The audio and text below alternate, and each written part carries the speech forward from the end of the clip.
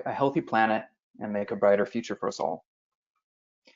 The webinar is the second in a four-part GGKP webinar series on the road to Stockholm Plus 50 between now and the end of May. The main Stockholm Plus 50 event will take place in Stockholm on the 2nd and 3rd of June. Stockholm Plus 50 will follow months of deliberations around the world, including both national and regional consultations from Africa and Europe to Asia and the Americas. Global engagement, including through the webinar series you are now part of, are a crucial part of the success of that meeting. Today we'll explore the theme of the second Stockholm Plus 50 Leadership Dialogue, which focuses on achieving a sustainable and inclusive recovery from the COVID-19 pandemic. Before we get started, I'd like to take just a brief moment to draw your attention to some of the ways in which you can participate today. If you aren't already familiar, I encourage you to take a look at the Stockholm Plus 50 website, stockholm50.global, which includes a number of ways you can participate there through events, key documents, and news stories. I'd also like to direct you to the Green Forum, which is an online community space sharing and discussing insights on a range of themes and issues related to a green economic transformation. There you'll also find the Stockholm Plus 50 dedicated community space in which you can engage in open discussion and also discover many relevant resources for today's discussion and other discussions behind the Stockholm Plus 50 preparations. We expect it to be an active community space, and we invite you to register now by going to thegreenforum.org.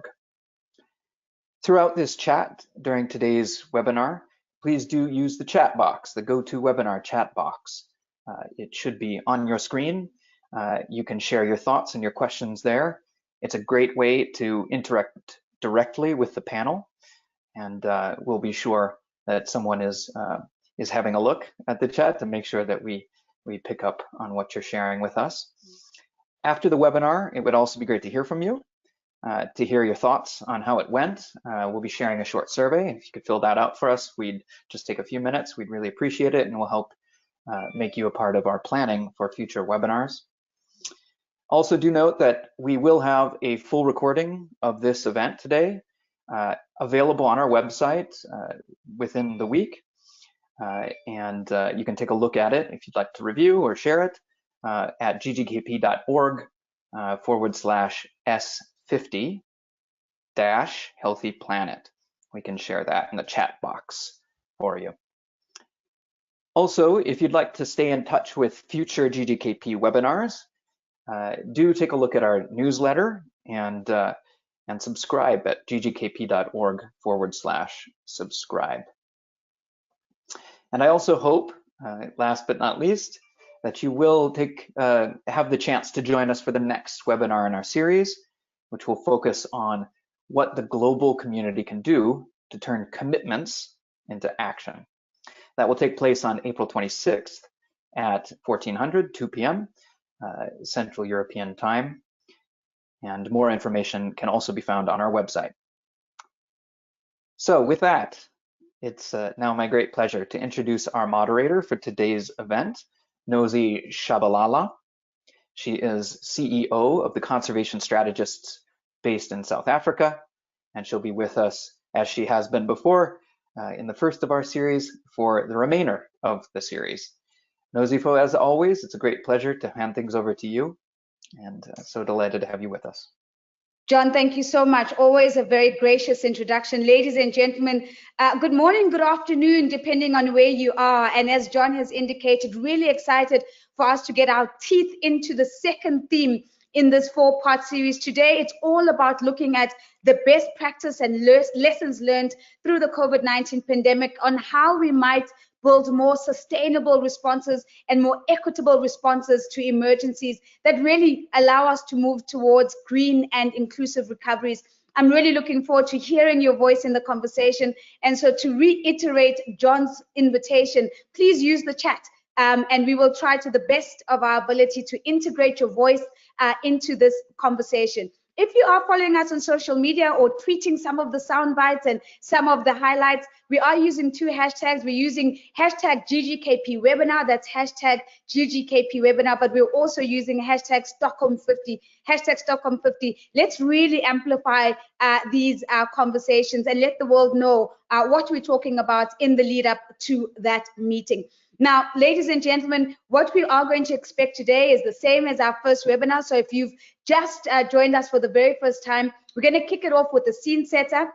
And I'm going to introduce our scene setter speaker very quickly. And then we're going to transition into a robust panel discussion where we're really also going to be integrating your voices from there. So that's what's in store for us as we kick it off.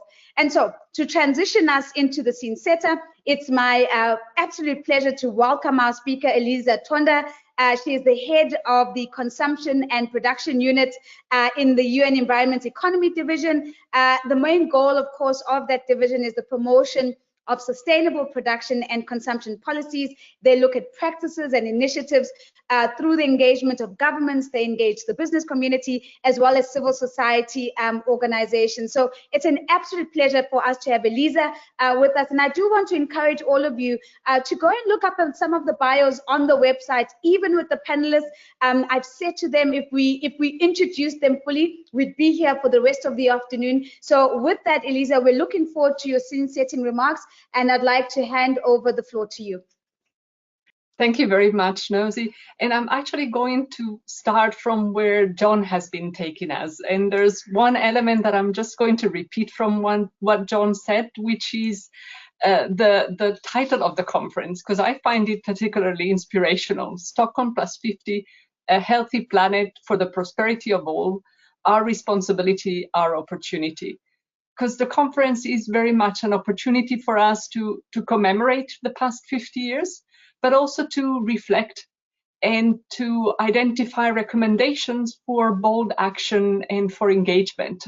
So it's an opportunity to reflect, to connect, to accelerate, and to scale up the actions that we need for a better future on a healthy planet and with prosperity for all. And this specific leadership dialogue to which this webinar is associated, as Nosy, as you rightly mentioned, it builds on what is required to achieve a sustainable and inclusive recovery from the COVID-19 pandemic. So a specific set of actions that will help us to build back from the pandemic, to address its adverse impact on people, on the planet, on prosperity, and put us back on track to deliver the Sustainable Development Goals. I'm sure I don't need to put a lot of context to remind us what we have experienced and what are the effects that we're recovering from the pandemic globally, but also from the national measures that were taken to address it. Just to highlight few figures that are really setting us for the conversation. Over 100 million jobs have been lost or displaced in the formal and informal sector.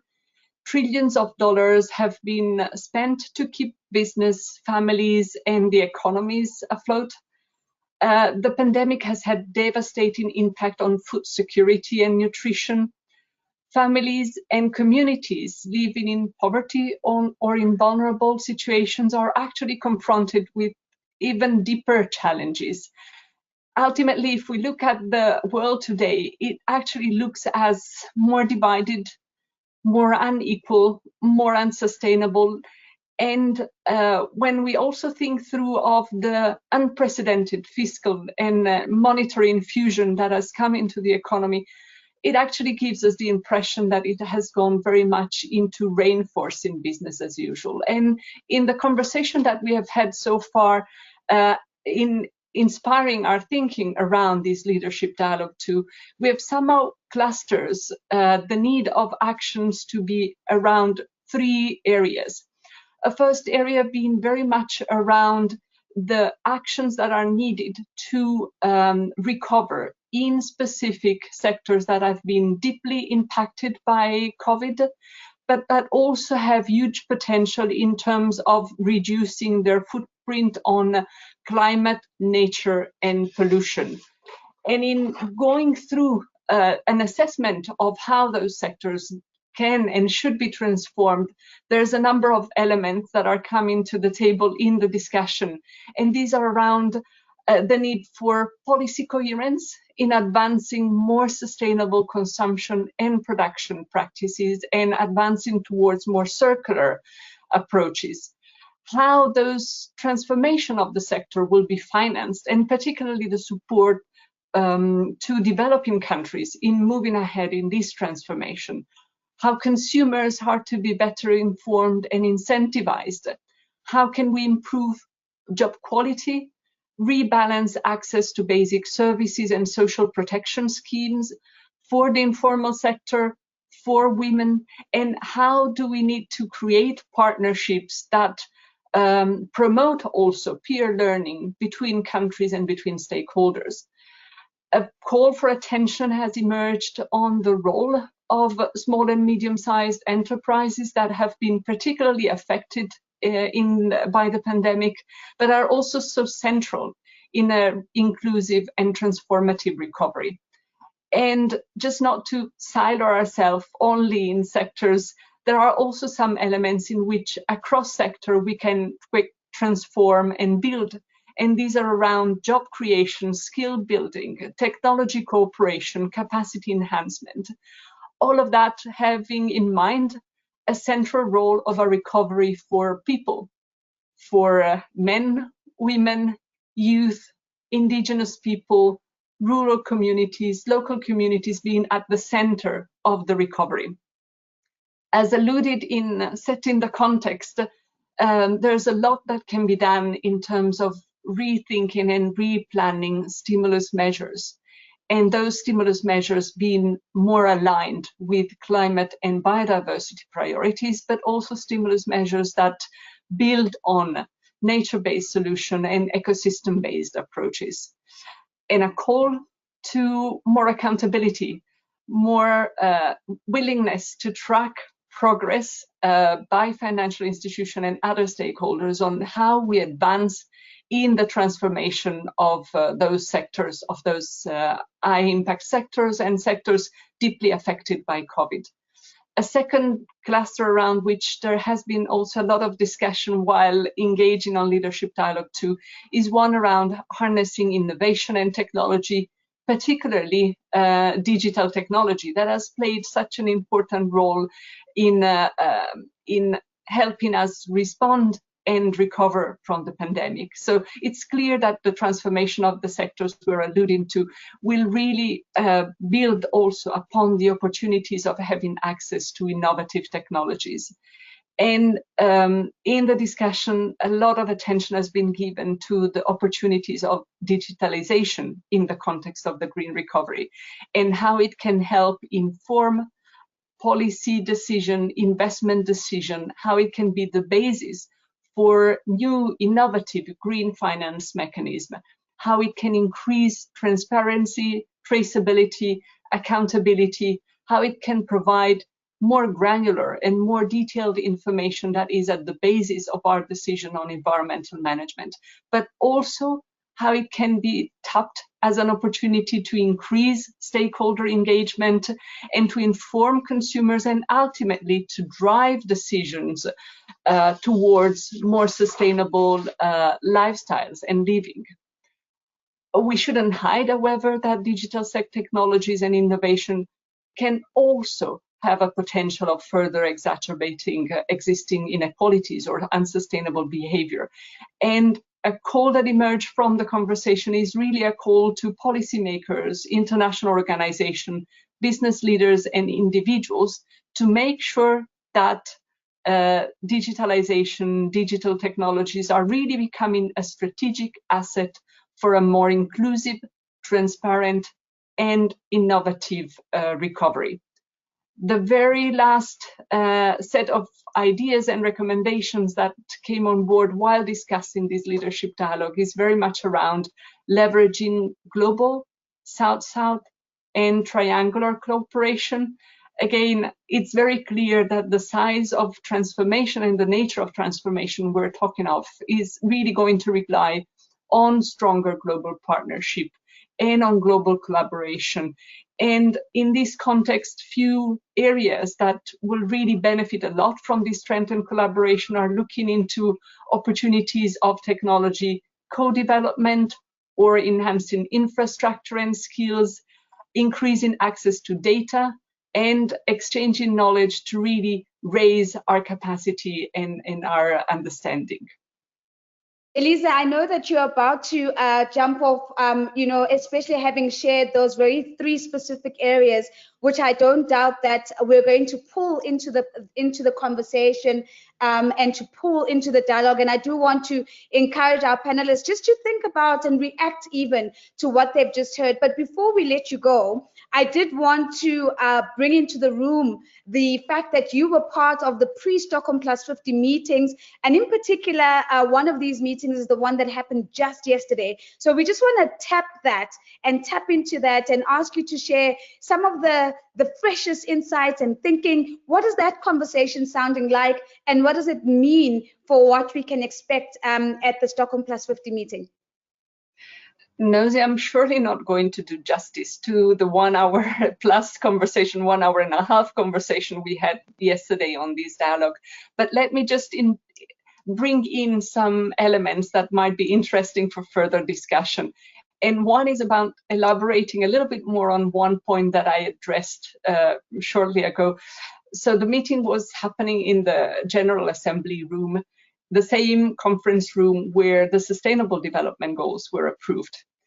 And one of the messages that we heard systematically across so many interventions is, how can we think of that sustainable and inclusive recovery as one that makes us accelerate progress and actually recoup progress that we have moved behind on in the context of the pandemic, as we just have 8 years ahead of us to meet the ambition and the vision of the Sustainable Development Goals. And some of the participants in the room, when thinking of that sustainable and inclusive recovery, started to put ingredients on the table of how this could look like, or what would be the elements that they were thinking of. And I'm just going to try and quote some of them out of the notes that I have been taking yesterday during the discussion. And there were ideas around carbon reduction, elimination of fossil fuels, restoration of ecosystems, promoting subsidy reforms, green and fair investment policies, looking at the opportunities of public procurement, public purchasing by government, shifting towards green and fair business models, and a need of looking into accessing and mobilizing climate and nature finance as a way to accelerate that progress. One of the interesting elements that also came up is that we were referring to, transforming sectors, transforming systems, and ultimately we also need to acknowledge that that transformation is very, very much designed around the need and the circumstances of the different countries and the different regions. And we actually learned during the conversation a lot of different initiatives and a lot of different references to how that transformation is shaped in different parts of the world and led by different governments. And maybe, Nosy, if I may, just one last element I'm going to bring to the table, which is around what the transformation and the recovery gets translated into in different by different countries and in different contexts, and specifically when looking at which were the most immediate priorities for developing countries and which one continues to be a priority for developing countries in responding to the challenges posed on them by the pandemic. Key elements that were on the table were very much around strengthening social safety nets, allocating resources towards poverty alleviation, job creation, and we have touched upon it also a little bit before, strengthening public health and care system, and building strong and resilient infrastructure. These has been what participants in the discussion yesterday were really very much voicing as priorities. And maybe just as very final, I could call it as a bit of a challenge also for the conversation. A lot of participants were really looking at the dichotomy between commitments and actions. And I know, Nosy, you will delve into depth into that in the third webinar, but I'm sure there will be elements that might surface also in the webinar today. Nosy, thank you very much. Elisa, thank you very much. It's an excellent way of kicking us off into the conversation. I'm keen to hear some of the additional ingredients that are going to be put on the table, but really we're lifting from you 3 key areas that we need to be looking at: specific sectors, innovation and technology, South-South cooperation, and learning from each other. And then you're saying there's a range of these ingredients that have been put on the table, and then particularly interested in the context ingredients and the importance of localizing that transition. So thank you very much, Elisa. I think we're going to take all of that and we're going to transition into the panel. So I'm going to welcome my panelists. I'm going to ask them to pop their cameras on and I'm going to ask them to join me. I'm going to start off with Prof. Johan Rockström. Thank you so much. I see Dominic is already on my screen. And of course, Kyesubire is coming onto my screen as well. And we're also joined by Chandelle. So let me do some very, very quick intros. I do want to say thank you to the team. All of the bios have been put in the chat for you. But Johan Rockström is a director at the Potsdam Institute for Climate Impact Research, and really coming into this conversation with tons of experience as professor at the Institute of Earth and Environmental Science, but also as an internationally recognized scientist on global sustainability issues. So Johan, thank you for being here, and we really look forward to hearing your voice today. Kyesubire, thank you very much for being here. Kyesubire Greigg is the president of the SME Founders Association. So I know that as Elisa was talking about SMEs, she was leaning in and probably will have some reaction to that. And she spent many, many years working for and building SMEs and has committed her work to almost being a voice for the SME sector. She describes herself as an SME mobilizer, amongst other titles as well. So thank you very much for being here. Dominic Waughray, thank you for being here. Dominic is a senior advisor to the CEO at the World Business Council for Sustainable Development, and this is a CEO-led community of over 200, I think, Dominic, of the world's leading sustainability businesses that are all working together to really try and accelerate the systems transformation. And so I know that a lot of what Elisa has shared, you probably also have some key thoughts and reactions to that. Ladies and gentlemen, we're also joined by Chandelle O'Neill. And Chandelle is the National Director of the International Student Environmental Coalition, an active member of both the SDG 7 Youth Constituency and the Stockholm Plus 50 Youth Task Force. Chandelle is a sustainable energy systems design specialist, as well as a human rights advocate in Trinidad and Tobago. Chandelle, thank you very much for being here. And really looking to hear your voice, almost as the voice of young people and the voice of the future that we're trying to create, which I think is absolutely powerful. Allow me, ladies and gentlemen, to reiterate the invitation to you. Send me your comments, send me your questions in the chat. I already have a message from someone saying hello from Yemen. So we're giving you a shout out and saying hello back to you.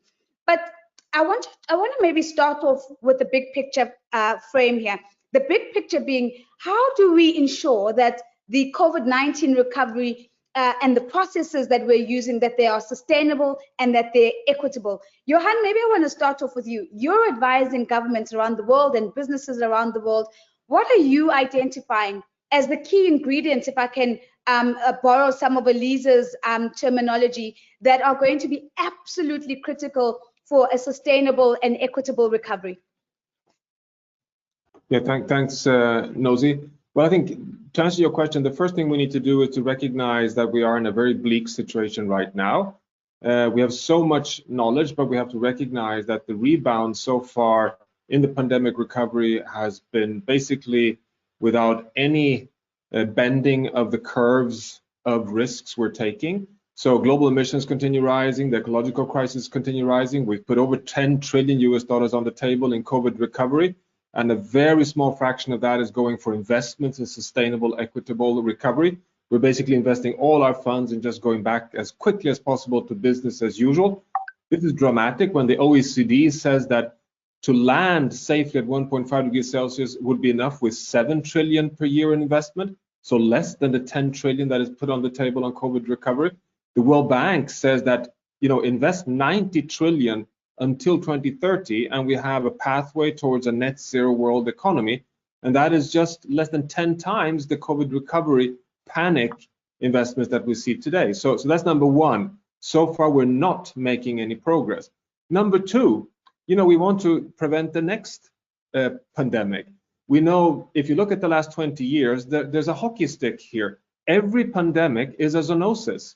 All the epidemics are zoonosis. These are virus spillovers from wild animals to humans because of unsustainable exploitation of nature.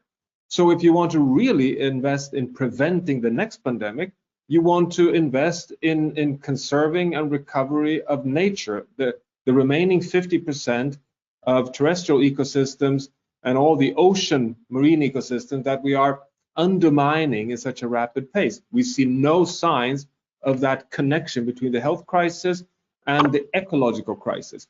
And finally, Nosy, I think therefore we need to have a fundamental recognition that we are in an urgency point, we need a transformational agenda, and we need to recognize that now is the time to set scientifically based targets, a safe operating space within which we can have a stable, healthy, resilient planet, because we've come to this point where we're seeing massive global impact of mismanagement.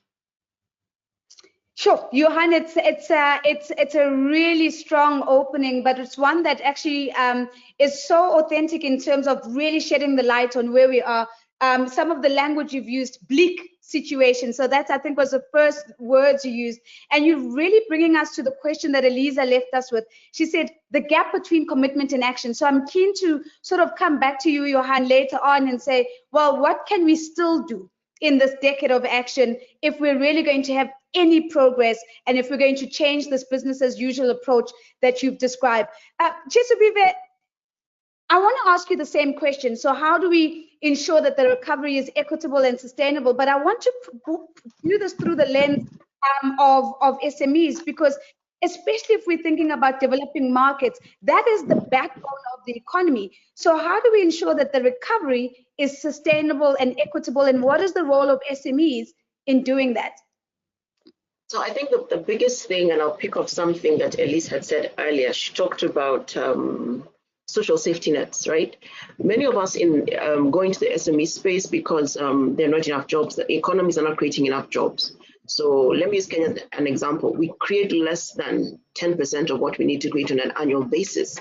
So the place of creating jobs is in the SME sector, but we have to ensure that they're sustainable. Now, sustainability is about access to markets, access to capital, and mentorship, because those three things is what keep SMEs afloat. If I have a product, I can only sell 10% of, but I need to sell. So if I need to sell 300,000 shillings, Kenyan shillings to keep afloat, and I can only sell 30,000, I'm not sustainable. If government or somebody comes and says, I'll give you a loan at X% interest, I will jump at the loan quickly thinking that it will transform my business, but it gives me a burden I already cannot bear. All right. So then what I need more is access to market. I need to be able to sell more. I need to be able to reach further. So the whole mindset that capital has to be pumped into businesses to make businesses viable is one of the first things I think we need to debunk. I may not need a loan. What I need is access to people who are willing and able to buy what I produce. So then it goes to the second thing, that many SMEs are producing products because Chandelle is doing it, then Kyesubire will do it, then Nosy will do it, as opposed to having the capacity to develop niche products. But I don't have the freedom or the time to actually find a market that I can serve. And this is seen in our SME, especially our youth businesses, because I need food on my table today. I don't have the time to test run my idea for 3 years. What will I eat today? And then I will make money in 2020, what, right? So then when you look at those kind of things, I don't have a social net, a social safety net. African communities, because I'm based in Kenya, in the past, if I was building a business, my uncle would provide something. There would be a support structure. It doesn't exist. The young people have moved to the city to get jobs. There are no jobs. There's no capital for business. So for it to be sustainable, it starts with mindset. It has to be a shift in the mindset. Mindset of the individual starting the business, mindset of government, mindset of development partners. Giving money to government is not helping us. And I'll tell you why. You give a loan at 14%. I am liable for that money. My grandchild who is unborn is already liable today for 150,000 shillings, but my son is 15. So donor funding is not going to help us. We must connect people to market, and we must connect them to mentorship so that then we unpack the whole concept of, if I get money from Agidias or money from whoever, my business will grow. No, I may get my $10,000 and think with the $10,000. I'll still owe the $10,000. So for it to be sustainable, it has to be mindset driven and access to market driven. So, Kyesubire, I was supposed to go to Dominic next because I wanted to keep this thread of business. But Chandelle is clicking her fingers in the background. She's having an absolute reaction to what you're sharing. So, Chandelle, let's bring you into the conversation. I want to hear your reaction. I want to hear your reaction to what Kyesubire has shared with us. But I want you to also bring into this conversation, where are the young people in advocating for a sustainable and equitable recovery? And I want to maybe provoke you a little bit and say, Johan says most of us are just going on as business as usual. Are young people doing the same? Hello, good day. Thank you, thank you for the floor. Kyesubire, I agree with everything you say. Johan, okay, whatever you say. Young people, we want jobs. Straight up, we want jobs. We've been hearing the story about, like, you get older, you buy a house and all that kind of stuff, you get independence and all these kind of things. We want the jobs. We have working groups working towards jobs. Our jobs are in what we want to work in: sustainability, green recovery. I'll tell you personally, I'm a sustainable energy system specialist. I have my own enterprise registered going on 3 years now. And that's why I completely agree with everything Kyesubire says. I'm sorry for mispronouncing, but I agree with you completely. I don't want to take out a loan. I don't want debt to my name. I don't need a loan. I need access to people who will be willing to pay me for what I can do. It's not my demographic. My young people, we don't have property. We don't have commercial property. What I want to do is work in energy efficiency and energy audits in residential and commercial properties. We don't have that. So I need to work with the older generation, and I want to help this green transition. But the older generation, sorry, this is where y'all just want to do the same thing. Just keep spending money on just surviving today, but you're not thinking about the long-term future that we want to build. So yes, this is my reaction to it. I don't want to take out a loan. I'm not taking out that kind of debt, economic anxiety. No, thank you. Sorry, I'll also say debt is a kind of equivalent to like a modern day slavery that we're kind of tricking people into. So I'm not getting into that. I just need access to people who are willing to pay me for services that I'm competent to do. And my services happen to be in the green recovery. And this is where I know, based on what people are trying to do, they don't want to change. They just want to stay doing the same old thing. So thank you so much. Yeah, Chandelle, thank you so much. Kyesubire, thank you very much. So we want jobs is the statement that I've heard. So I also heard you, Chandelle, saying I am my own enterprise, and what I'm looking for is people to buy my product.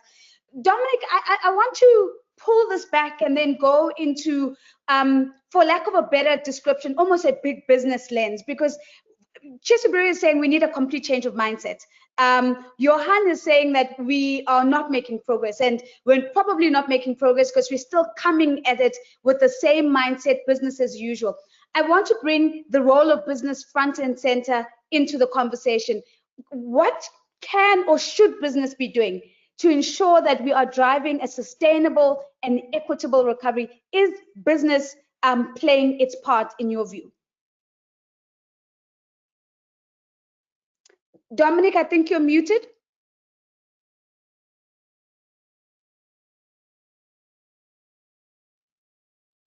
If I can, oh, I do remember. Can we just please make sure that we unmute Dominic? We had muted him earlier, so let's just make sure we get that right. While Dominic is there, Dominic, you'll let me know when you're on. I do want to acknowledge some of the commentary and the questions that have come from Gertjan Storm in Belgium. And I do want to say to those of you sending through your questions and comments, keep them concise and short so I can bring them in. I'm going to struggle to bring in a paragraph into the conversation. Dominic, let's try you once again. Can you, are you audible now? Nosy, loud and clear. Thank you very much. That's perfect. So it's super interesting. What a great panel and what a delight to be here. As you say, the World Business Council for Sustainable Development represents, if you like, the leading companies in sustainability. So it's a club of those who are really championing the sustainability agenda, about 220 global businesses and a network across 60 countries, about 2,500 more, including many chapters in Sub-Saharan Africa, North Africa, Middle East, and elsewhere. I say it's a super interesting discussion because we heard from our colleague at UNEP, just now to set the scene, that we face these challenges: climate, nature, pollution, and she set out them very compellingly. Johan, and if anybody knows Johan's work on the planetary boundaries, you'll see that there's just this enormous and compelling set of data that we can't go on as we have done in terms of how we've driven the economy, which has produced so much over the past 40 years or so, and has improved livelihoods and has improved access to healthcare and wealth and all sorts of things, but with huge unintended consequences, which we're now realizing in terms of our environmental footprint. But we also have a paradigm which has shifted perhaps since the first Stockholm Plus 50 conference 50 years ago in 1972. And that is, as we were hearing, that we have such an increase now in entrepreneurship and SMEs and the desire to create value, create wealth, be interconnected in our digital economy, create jobs and income. And that, I think we even heard explicitly, it's not necessarily overseas development assistance we want. We want access to, good quality finance. We don't want to be in hot to debt, and we want to be able to drive forward and create jobs and innovation. So in fact, the solution to many of the challenges that we might face is not necessarily, more government or more international aid. It's the right kinds of enabling policies, the right access to the right kinds of finance to unlock a new innovation agenda. So what does that tell us? That tells us that the new innovation agenda needs the right kinds of signals about what the values are that we need to take into account. And we use these phrases ESG, environment, social, governance. Sometimes these are non-monetary values, but the business world is using discounted cash flows.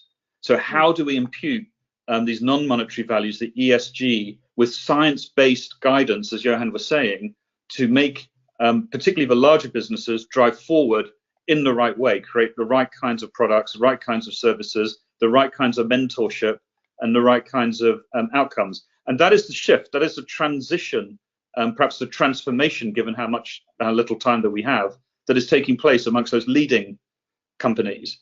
And so you'll see, right across the world, that there's some incredible innovations going on, which try to tackle environment and development at the same time, which is exactly the theme of this Stockholm Plus 50 meeting. It's people and planet. It's not one or the other. It has to be both at the same time.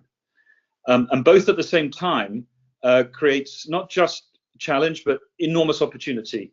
So you'll see great companies like Olam, for example, which is a Singapore-based agricultural company, which not only encourages sustainable development in terms of its crops, for example, in nut harvesting, groundnuts and such across Southeast Asia and elsewhere, but in terms of enabling the migrant population who might come to harvest and process those nuts, all the kinds of social fabric one might need, including, for example, access to educational facilities for the younger girls who come with those migrant families. Before, that might have been seen as a sort of corporate social responsibility, like an add-on. But now it's actually ingrained in a long-term investment to produce the next wave of entrepreneurs that we were just hearing amongst the SME community. So more and more of that interaction between those larger companies and those across what people call the value chain, in terms of the services and products and engagement that many are involved with, starts to hit on the environment and the development, the people and the planet at the same time. The trick is to think about this not just as one enterprise or one big company or one SME, but hundreds and thousands of those working in this ecosystem of businesses and innovators and entrepreneurs, and those value chains across, for example. Dominic, I think we're struggling a little bit with your network. I'm not sure if you can hear us, so I'm going to pick it up. Can I jump in, Rosie?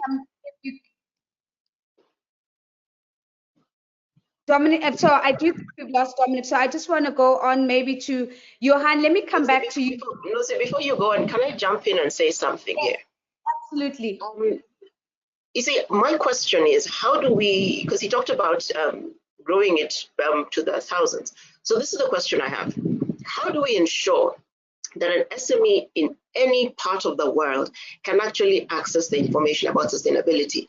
And I ask it because I'm just trying to put food on the table. So when you tell me climate finance, carbon footprint, yada, yada, yada, it doesn't make sense to the average individual, because a lot of what would have been good for climate, which is our indigenous farming practices, were already shunned.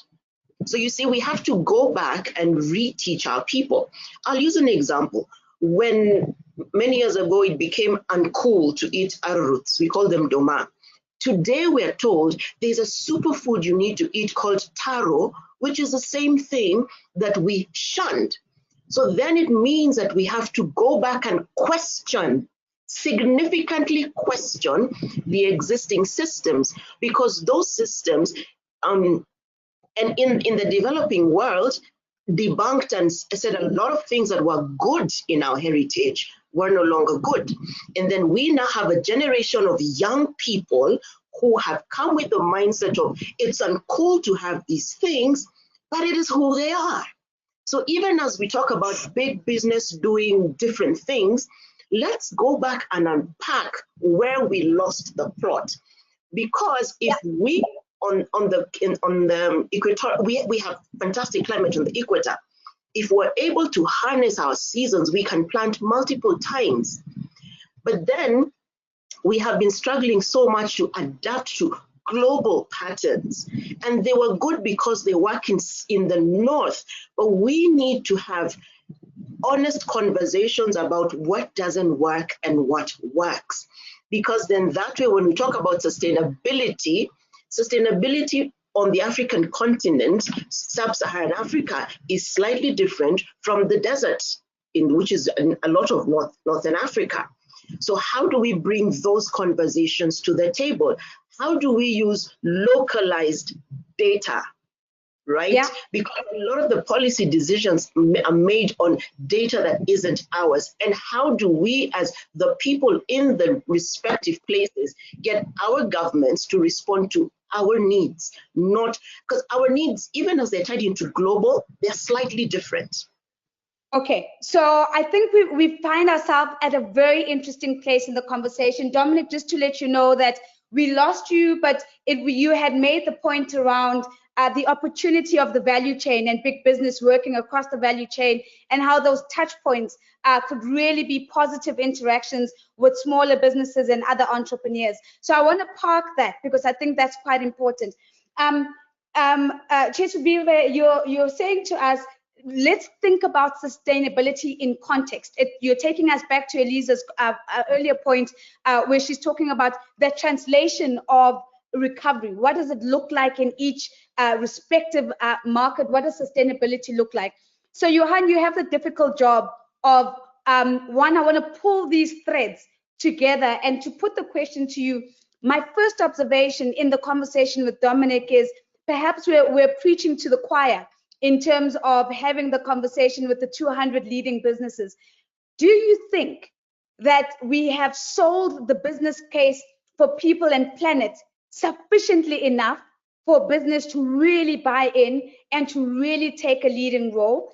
And then I'd love for you to comment on what Kyesubire is just raising now, which is, are we having the right conversations about what sustainability actually could look like in different markets and in different contexts? And are we using those localized data points that she's raising to make informed policy decisions, and rather than lifting a blueprint of what happens in the north and trying to replicate that in other parts of the world. It's a lot that I'm putting in your place, on your plate, but I think I'd love for you to take a shot at all of them. Yeah, easy peasy, small issues. Well, let me just start by just echoing Dominic to say that, you know, the World Business Council is not any alliance. This is the alliance of the biggest companies in the world, and we have more and more empirical evidence that we will never get all the companies in the world to sing the same song and move along exactly the same trajectories. You need alliances of change that can show exactly what Dominic was pointing out, that sustainability gives better profits, better attraction for youth and talent, better competitiveness, that you have sustainability now changing face. It's moving from corporate social responsibility, from a sideline issue in the business, to now becoming the core of the CEO and the boardroom. Because if you want to have competitive edge and survive as a car company, you better go electric today. So you have a change in the direction of travel. And that, I think, is one part of trying to answer your question, that, you know, if you get a large enough number of companies showing in different sectors that this is something that gets us to the next level of modernity, it will in itself spill over. And I think that also links to Kyesubire's point, because I'm of the view that we cannot wait for every SME or every customer, for that matter, to have awareness, full information, and to kind of go sustainable based on knowledge on arrowroot being slightly healthier. I think we have to be more pragmatic than that, continue to work on that, but be more pragmatic than that, to internalize all the externalities, to simply put the right price on damaging the planet, right price on overutilizing labor in socially unacceptable ways, which automatically will favor sorghum over rice. It will automatically favor tubers and nuts and vegetables over you know, the developed fast food products that threaten health from the big food companies. So you need to put the, you know, basically correct the market failure in different sectors. That's number one. And number two is my plea, my first intervention here, not to remember that we are in an emergency point. We need to transition so fast. We are to cut emissions by half every decade. I mean, that's a massive 7 to 10% reduction every year. We need some top-down government rule. We need some regulatory measures. Businesses need to know what is the fence beyond which you're not allowed to go. So you need to have a stop on damaging biodiversity, a stop on polluting air, a stop on emission of greenhouse gases in a much more, you know, politically savvy way that can not ruin jobs, economies, but at the same time provide the incentives for a more rapid transition. So I think it's a kind of a dance between incentives and regulatory means that can support all the way down to Kyesubire's point. I mean, not to move away from the bottom-up innovation, of course, but to help the young talent to rise in this sustainability transition. So we've got young talent on the call. Chandelle, let's bring your voice into the conversation.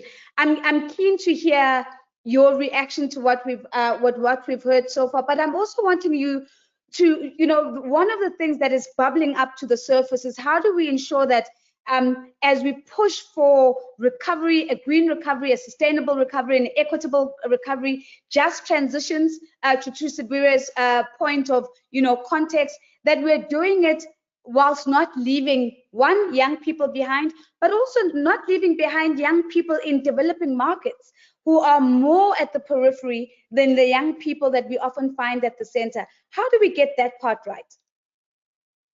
Hi, good day. Thank you. I agree with you, Johan, to a certain extent with incentives and regulatory markets.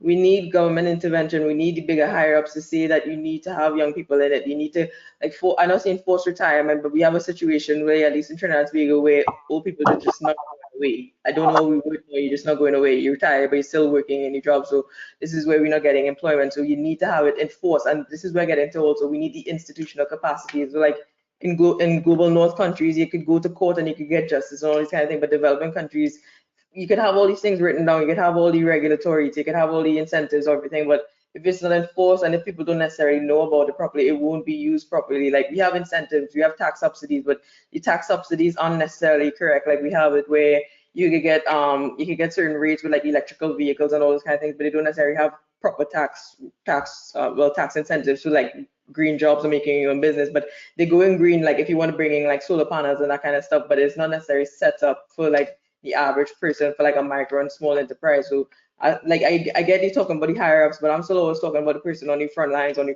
the ground, because that's who it gets down to. So I think you just need to make it more enabling and more accessible to the average person on the ground. And I'm talking about women, I'm talking about children, I'm talking about the underrepresented, I'm talking about differently abled, I'm talking about redesigning mechanisms and ensuring that we know these shortcomings, we have the data, we know all the ways we did it wrong, but we have to just straight up try to be better people. And that's what it gets back to, I think. Yeah, Chandelle, you're raising a very big gap, which I'm hoping we're going to talk to shortly, but you're talking about the gap between the aspiration and the actual practice on the ground, the regulation and the actual enforcement, the product, but the actual access of it. And what I'm hearing you saying is that even from a policy perspective, we've got to get granular and really think about how is this reaching the young person, the young woman that we're wanting to impact. So I've got the chat line is buzzing, just to let you guys know. So I need to stop hogging you to myself. So I want to bring in some of the audience voices, and I want to ask a couple of questions. Dominic, let me bring this question to you. It's a question that comes from Bhuvan Ravindran, and Bhuvan is wanting to talk about climate finance. And Bhuvan says, you know, climate finance remains climate debt for developing countries, which I think is a very big statement. Green technologies are patented. Should not the developed world provide debt-free money and patent-free renewable technology for developing countries to accelerate the green energy transition? It's a big question. It's a great question, Bhuvan. Dominic, what do you think about that? Yeah, it's a super question, and I really appreciate it being brought into the equation.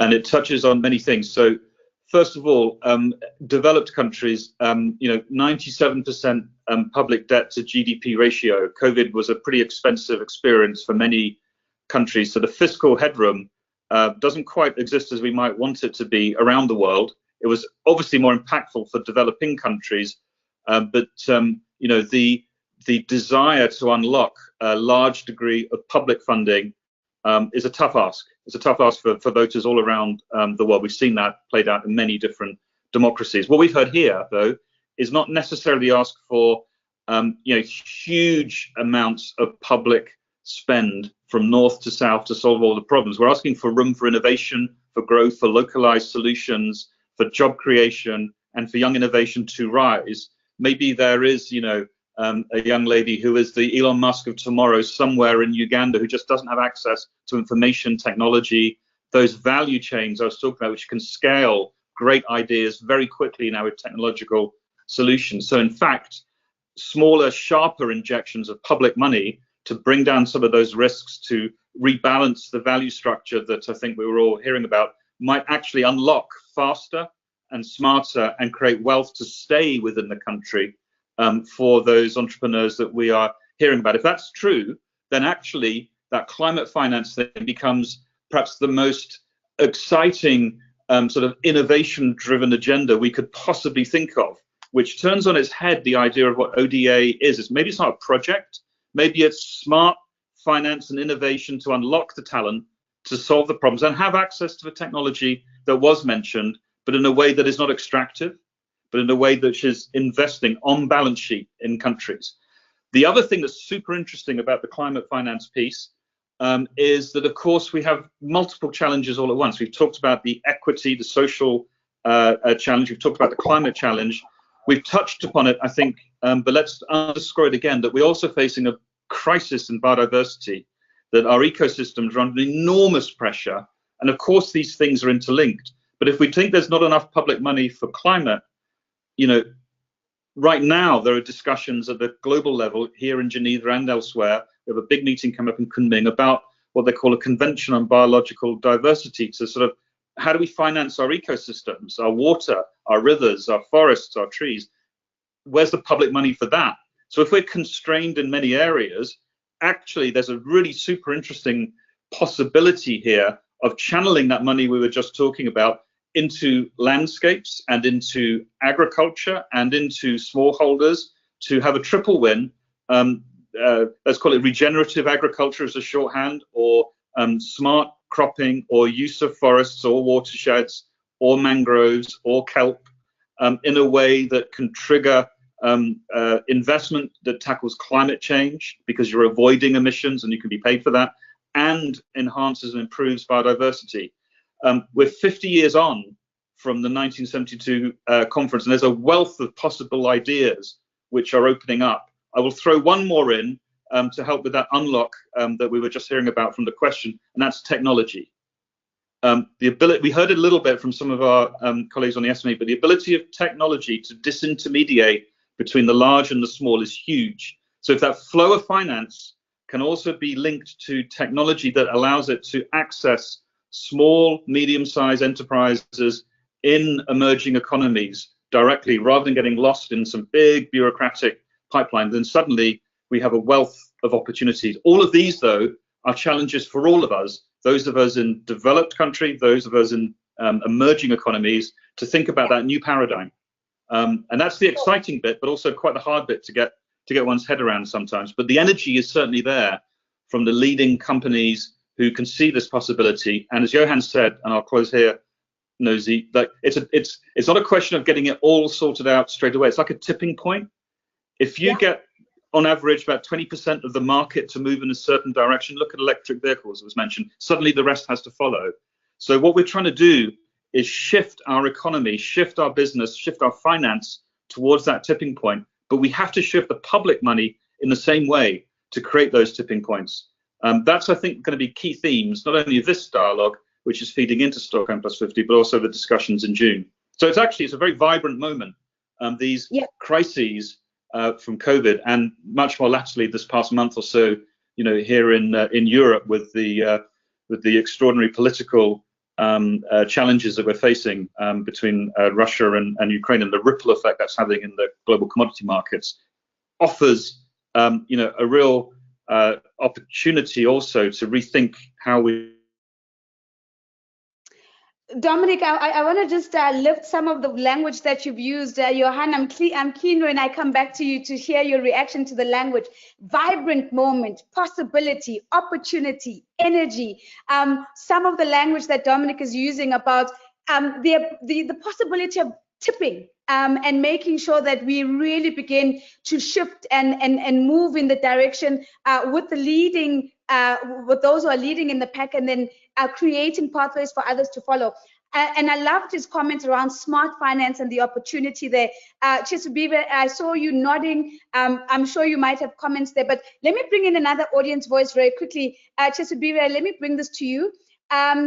Gebre Selassie says, I'm from Ethiopia, and says, oh, and I've just lost it now, it's jumping around. There we go. And the question is, I would like to know how we can rescue communities in fragile areas to prevent and protect them from the pandemic. It might be early for me to talk about recovery for these communities, since they are still being affected and the prevention and protection measures have somehow been relaxed. And I thought I'd lift that question because I think what Gabriel is saying to us is that let us not make the assumption that we're all at the same place, moving towards recovery, and that are we paying attention to different levels of fragility, and how are we making sure that as we push towards equitable and sustainable recovery, that there aren't others who are even at a greater risk of falling behind. So Kyesubire, I'm keen to hear what you think of this question from Gebre Selassie. And that's very true, and I'll give an example. In many economies, we say government interventions have worked. Like here, there were some tax breaks that were given, but those tax breaks only affected registered businesses. About 85% of our SMEs are unregistered. They're undocumented. They're in the lower income areas. So a family of 5, the father works in a factory that's registered, the mother works in an informal business, and then because of the pandemic, then the father loses his job. So they're living on the mother's pay, but it's heavily reduced because income is heavily reduced. But that's urban. There are people in the rural areas whose livelihood depended on being able to supply certain markets that now cannot access those markets. The reality is there's been a general view that in the urban centers life has settled. But in the rural areas, it's a lot harder. The children in the urban centers don't have their income back, so they cannot support the parents in the village. So again, I think earlier I mentioned the whole need to localize solutions. We must actually go even location by location, sector by sector.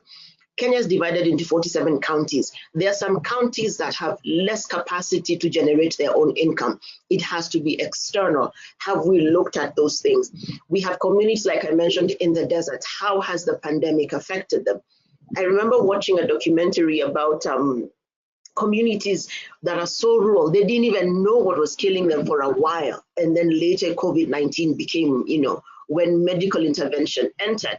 So there is a need to dichotomize. We must always break it down to different sectors.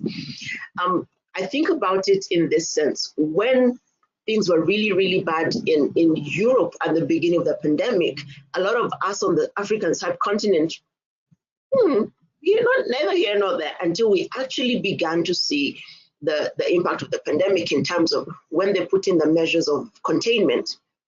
Now, containment measures probably killed 30% of the SMEs. And those who got help are still struggling, and it will take them another year or two to get on their feet. Those are the documented ones. So Gabriel's question is a real question. What are we doing at the real bottom of the pyramid? Because at the end of the day, the people at the bottom of the pyramid are micro. They're not even small. They're micro. They're businesses that are making under $1,000 a month, some of them. They make enough to buy stock for tomorrow and food for today. So even as we say, we look like we're recovering, a lot of those businesses, until their communities can actually support them, then it doesn't matter. Dominic made the comment of electric cars, but here in Africa, where are the ports to charge the electric cars? So we'll be on fossil fuel for a while. Let's be realistic about it. I only know of maybe 5 buildings in Nairobi that have ports to plug in electric cars. We only have one taxi hire company that is called Nopia because they do electric cars, but they have to go to special ports. It's now expanding because they're adding buses into the system, but those buses must go to their station. So why would I buy an electric car? It's so much more expensive for me than buying a second-hand car from wherever, which unfortunately contributes to my carbon footprint. So what are the things we need to invest in? And Chandelle talked about access to solar. Solar is expensive. It would be ideal. We have sunshine. But if I'm to turn my house fully solar, I need 500,000 Kenya shillings, which is probably about $5,000. I don't have it. So who else in my locality has? A lot of the climate initiatives are still the preserve of the rich. So how do we bring the costs down? That should be the conversation. Lucy, I could offer a thought there if you wish. Go for it, Dominic, and then Johan, I want you to think about the question that Kyesubire has just asked, but Dominic, you go first. Yeah, I'll go straight to that. Because you're absolutely right, but this is where, again, the innovation between the larger companies and their value chains and the smaller customers suddenly comes into play. I had the privilege to be with the chairman of Hero Motorcore 2 weeks ago. Now, you might not have heard of Hero Motorcore. They're the world's largest provider of two-wheel vehicles, particularly to smaller entrepreneurs across sub-Saharan Africa and Asia. 100 million customers, and they are excited to create kind of new sorts of business models to provide electric-powered scooters around the world, engaging with their existing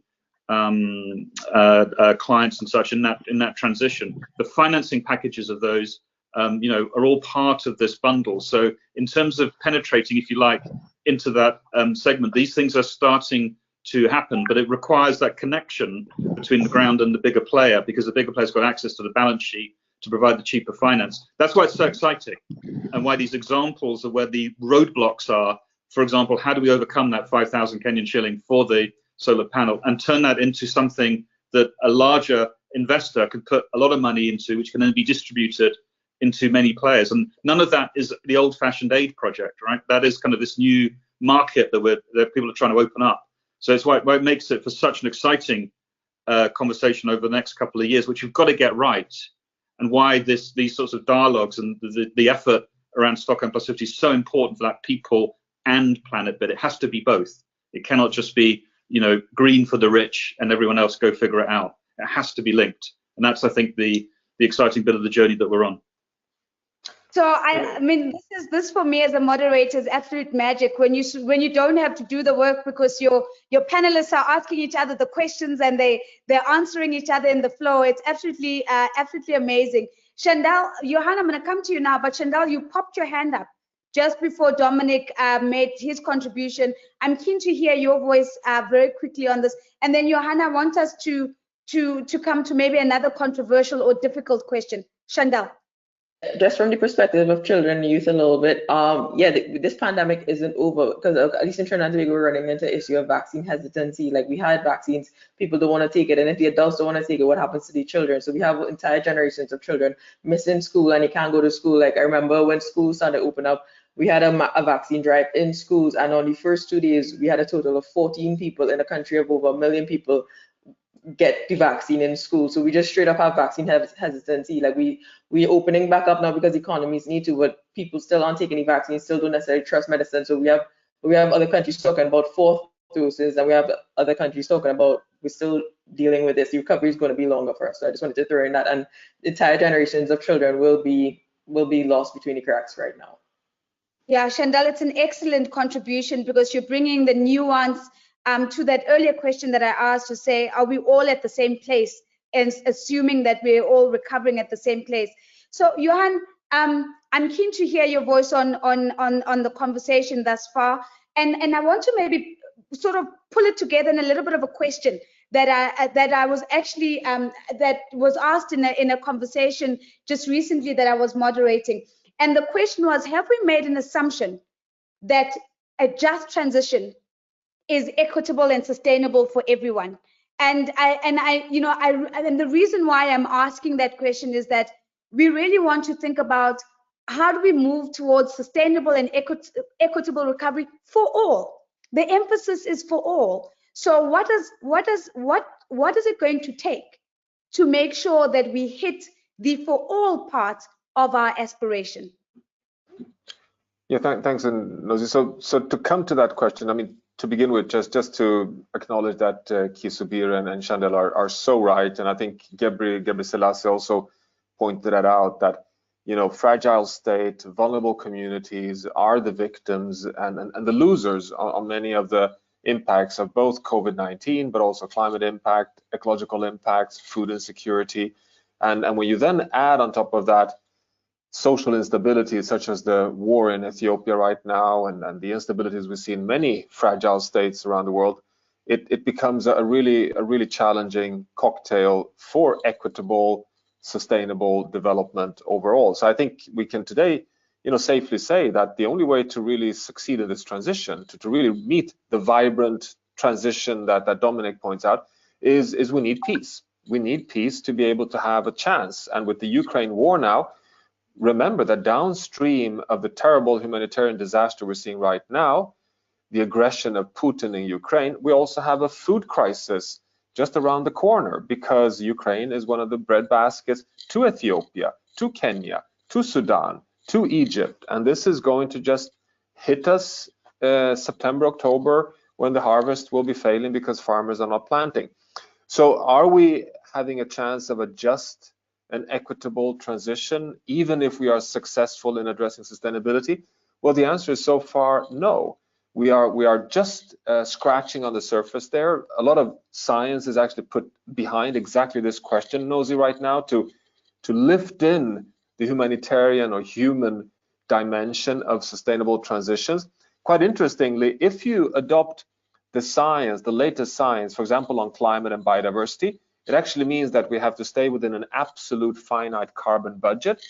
And that carbon budget, of course, has to be distributed in a fair way among all citizens on planet Earth. And we're not doing that. Those who are consuming up this budget are in the minority of rich countries in the world, leaving basically just the scratches behind for the most fragile. But it's the same for nitrogen, same for phosphorus, same for land, same for biodiversity. And the drama here, just to close this, is that who are the hosts of the richest natural ecosystems in the world? Well, it's the developing countries. Today, this is where we go to the tropical, more vulnerable parts of the world. You host the richest ecosystems that provides the biggest services to the whole of humanity. And so there's a paradox here that we're undermining the stability of the planet because of the minority consuming too much in the rich north, impacting the fragile majorities in the south, who are hosting the most important ecosystem that stabilize the whole system for everyone. Please, let's use Stockholm plus 50 as a way to correct this error, which needs a new paradigm of reconnecting world development to a stable planet in an equitable way. It's a big ask, but it has to be done. World development. And on that note, Johan, I want to just pick up a comment that I just feel like really speaks to what you've just shared with us. Again, it comes from Greigg Selassie saying, I think it's also important to link the humanitarian support with peace and long-term development in order to contribute to sustainable development. So I thought that was a beautiful soundbite that really captures very much some of the comments that you've raised. I want to bring in this comment by Ryan, because I think I want to transition us towards what can we still do, right? So we've understood as we've come into this conversation, we're not making the desired progress. The picture's still bleak. Mindsets are potentially still stuck. Dominic's come in with a great energy to say, but look, there's possibility, but look, there's opportunity, but look, there's energy. On the horizon is a tipping point if we do the right things. So I want us to bring in the decade of action into the conversation. What levers are available to us and what can still be done to align this journey of equitable and sustainable recovery with the Sustainable Development Goals? And please feel free to tell me as well that Nosy, not possible, right? We must forget about the SDGs. We've lost them. We're just going to have to call them something else come 2030. I think that's also a part of the conversation. But here's the comment from Ryan that I think really pushes us in that direction. Ryan says, Russian aggression in Ukraine has demonstrated that public and private finance and businesses are capable of rapidly realigning when pressured to do so. Why can't the same urgency be applied to rapidly aligning finance with climate mitigation and adaptation targets? Is the comment / question for Ryan. So I want to tap into that energy. I want to tap into that urgency. And so maybe, Chandelle, let me kick off with you on this one. What do you think we could do in this decade of action that would really shift the dial towards recovery that is equitable, that is sustainable, and that leaves no one behind?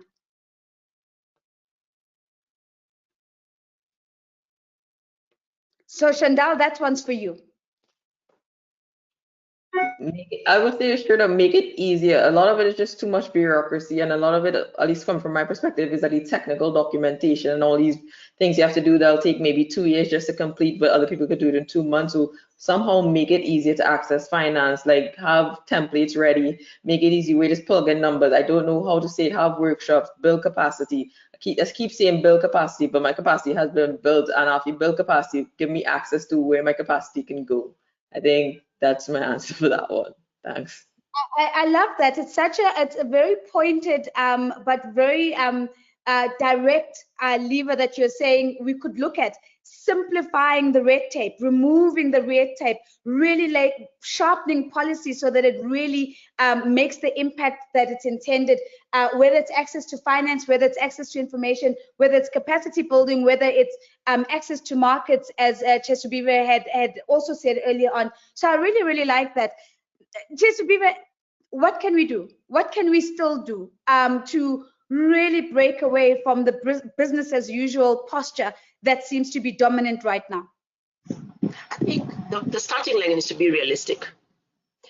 We may not attain these goals by 2030. Let's be real. We're in the middle of a pandemic.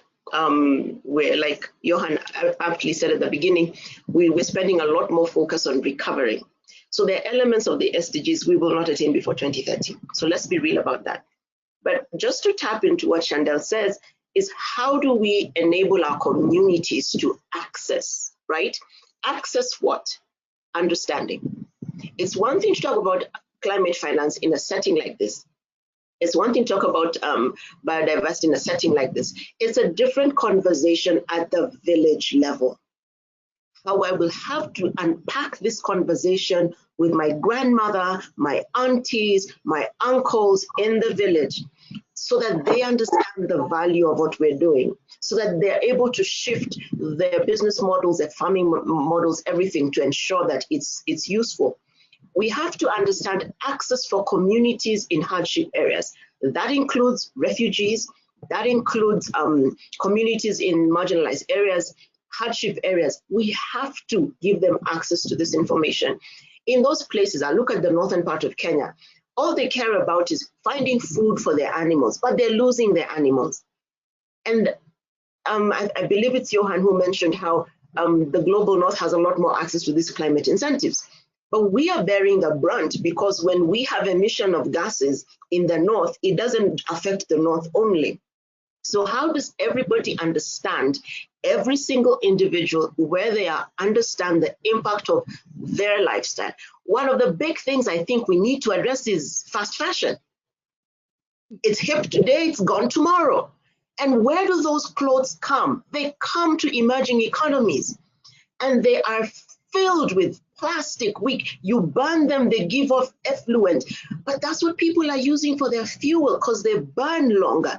Deutsche Welle TV have a whole documentary on fast fashion that blew my mind, because they tracked it from High Street to Ghana, they tracked it to different places in West Africa, they tracked it to lower income households in Europe, where they burn this fuel to cook, and the health impact.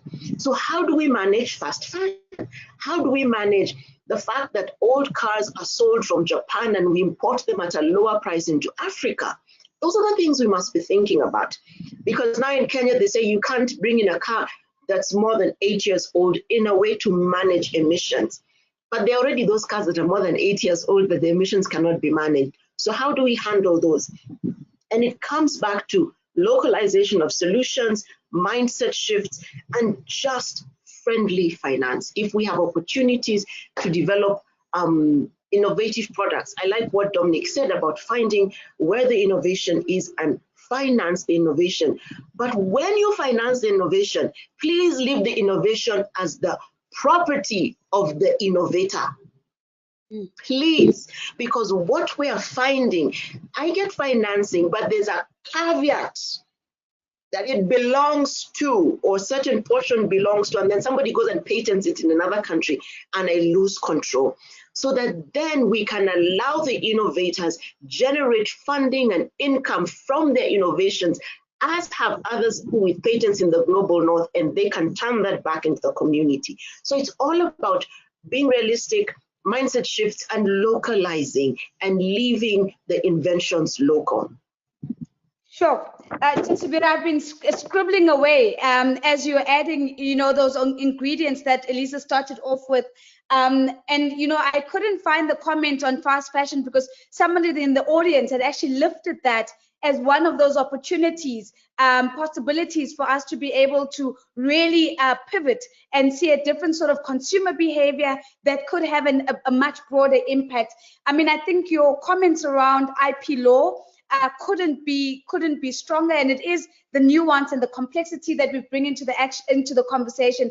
There's a comment from Heather Figland, and Heather is saying, we are able to create jobs and sustainable recovery, but we will achieve it by actions and awareness programs. So I also want to bring, that ingredient into the conversation. And Kherchan, I see your comment. I'm going to bring it into the conversation as well. But before I do, let me go back. Let's go to you, Dominic, on this question of levers. We know we can't boil the ocean all at once. We know that the SDGs we're not on track. We know that there's so much work that needs to be done. Where should we focus? What do you think should be the priority levers? Focus on this to make the best progress towards an equitable and sustainable recovery. Thanks, Ozzy. So there's a couple of things here. If we've got just 3 things in mind, we have a climate crisis, we have a biodiversity crisis, and we have rising inequality. Rising inequality driven by many of the things that we've heard here, and these are interconnected, as we've heard. So if we're going to have 3 things to really knuckle down on over the course of the next 8 years, it's not even a decade, right? 8 years to 2030, those could be 3 priorities. They are full of the science, both social and the physical science, about what is a good thing to aim for. We have the SDGs, we have the Paris Agreement, we have work underway right now for the biodiversity markers that we want. These are being turned into signals for the business community, at least at the global level, what they call science-based targets. On the finance side, there's been some incredible mobilization, even voluntarily. There's a terrible acronym called GFANZ, Glasgow Financial Alliance for Net Zero, but this is trillions of dollars that is committed to that target of net zero. So there is some movement that's happening at those levels, and we should encourage that. That's not red tape, we just need the different kind of tape, let's call it green tape, that actually puts us into the right channels. What we're hearing, and this is a brilliant panel, is actually you've got some movement at that level, which is getting close to that tipping point, but getting that down to the ground, there's a gap. And so what you call a connective tissue between that big bit and on the ground, which is very different in different localities, in different places, which requires different cultural contexts and different approaches. Of course, that's a role for civil society, for SMEs, and for government. There's also a very, very interesting role. We've used the phrase a couple of times, at least I have, of these global value chains, because they arrive in countries and they can actually stimulate local innovation to feed into them. I was delighted that the fast fashion piece was used. So do you know what? One of the activities that we've been asked to contribute to Stockholm Plus 50 from our friends at UNEP and our friends in Kenya and our friends in Sweden is to look at global value chains, including the fashion industry. And how sustainable is it? The answer is it requires a lot of work to be sustainable. But how can that global value chain be improved, not just from those large companies selling stuff into Europe or the US, and also, by the way, the rising middle classes in India, China, and elsewhere, and many parts of sub-Saharan Africa now. There's a big middle class demand for that fashion. But where does it interact with SMEs, with innovators who perhaps have innovations that can be used with that IP that can be protected and owned to create wealth in country? So a global value chain, if you take something like fashion, actually does have touch points in local markets as well as driving a global change. Yeah. So there's actually something very interesting, and if we're looking for how to connect those bigger companies, the bigger finance to the local, it doesn't just have to be a civil society project or a government policy, but to find those SMEs, this global value chain and how it rumbles around the world offers a really, really interesting opportunity space. And I think that is a potential breakthrough for Stockholm Plus 50 in the spirit of innovating for people and the planet. Dominic, I love the phrase of connective tissue. It just makes it so real when you see, what's happening at a big global level with global frameworks and global policies, and what is possible at the individual level, participating in that value chain as an entrepreneur. I just want to lift this comment from Gertjan, Dominic, before I come to you, Johan, because I think it really gets to the core of the conversation. Gertjan is saying, I agree with the observation that sustainability in Africa is specific to Africa, and elsewhere it would be different. There are shared issues to be addressed, such as the reduction and elimination of used clothes currently exported from the EU countries, containing as a rule synthetic fibers as an example. And this does have the potential to lead to positive outcomes for the exporting and importing country, including opportunities for producing and using natural fibers instead of those synthetic ones. And I really thought that, Gertjan's comment really just brings into focus this beautiful opportunity of that the connecting tissue and the global value chain. how we can reimagine how it can be leveraged. So, Johan, as I come to you to maybe share your thoughts with us around the levers that are still available. Dominic had also started to talk about some of the science-based targets. I'd love to hear from you some of your thoughts around the rights-based approaches that we could be using, and to the extent to which these can really be targeted in impact sectors, and whether you think that's one of the levers that we have at our disposal, amongst other comments that you might have around what we can still do, Johan.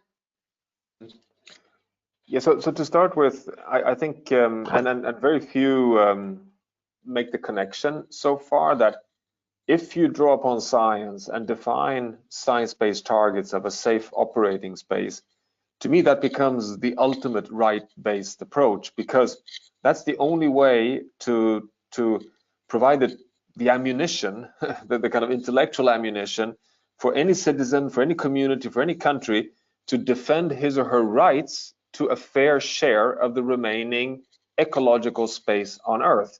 So you need to know where the fence is to be able to know the playing surface you have for life.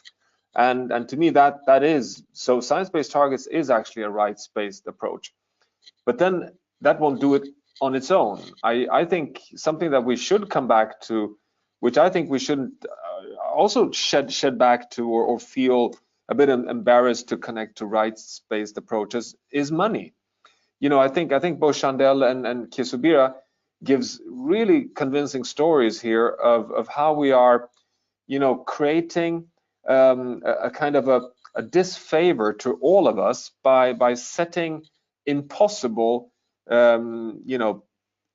situations for young talent in developing countries to really step up and take a stab at sustainable solutions, forgetting that the electrification of transport in Norway was not done automatically with only market, open markets. It was very much a subsidized, government-led initiative. They put tremendous amount of money behind it, making electric cars cheaper than any other car very early by taking away VAT, by taking away all taxes for parking, etc. And I think we should recognize, solar voltaics is now exponentially rising in Europe. Why? Well, because the governments have put so much money behind it, so it's helped the technologies to become competitive and available for any household anywhere. And I think we need to get that also inside the rights-based approach to be able to accelerate along Dominic's path. We need to, fill up the Green Climate Fund. We need to put big financial investment resources, risk capital, to make it cheaper for people like Chandelle to borrow money for great ideas as entrepreneurs. And we're not, we're not seeing that happen in a rights-based approach. It's still this very this very, let's put it, short-sighted market-based approach only. So you fend for yourself, and I think that is what we need to break and get help from the international community to put that rights-based investments in place. And I think here the World Business Council, for example, but also the World Economic Forum and the Global Environment Facility, the World Bank, are institutions that should step up to help here. On that note, Johan, I think it's an invitation for all of us to step up. And if there's one thing that's happened in this conversation, is that each of the panelists have certainly stepped up with their insights, with their contributions, with their questions to each other as well. And I just want to thank you, Johan. I want to thank you, Dominic, Chandelle, Kyesubire. You've been absolutely amazing in this conversation, not shying away from the difficult questions and issues. And I want to thank our global audience. The quality of your questions has been incredible. We couldn't get to most of them, but I certainly know that the team at GGKP is mining those questions and really using them to shape these leadership dialogue series as they unfold. So thank you very much for your participation. Allow me just to remind you, of course, that when John kicked off, he invited us to visit the Stockholm 50.global website. He invited us to think about the greenforum.org, that online community, to be a part of that. He also asked us to please participate in the short survey that is going to be made available to you as well, and also that the fact that this conversation, the recording of this conversation, is also going to be available on the website should you need it. And don't forget the newsletter so that you're always invited to the most cutting edge of these conversations. Thank you very much. A quick reminder to all of you that the next webinar is on the 26th of April. We're really looking at the question of what the global community can do to turn commitment into action. We've got to accelerate, and I think I was reminded here by Dominic saying we don't have a decade. It's 8 years now, Nozi. So we know that we're running out of time, and we are in a very urgent context now, and we need to make progress. Thank you very much for participating. And so for myself, Nozipo, here in Johannesburg, it's goodbye for now. Thank you.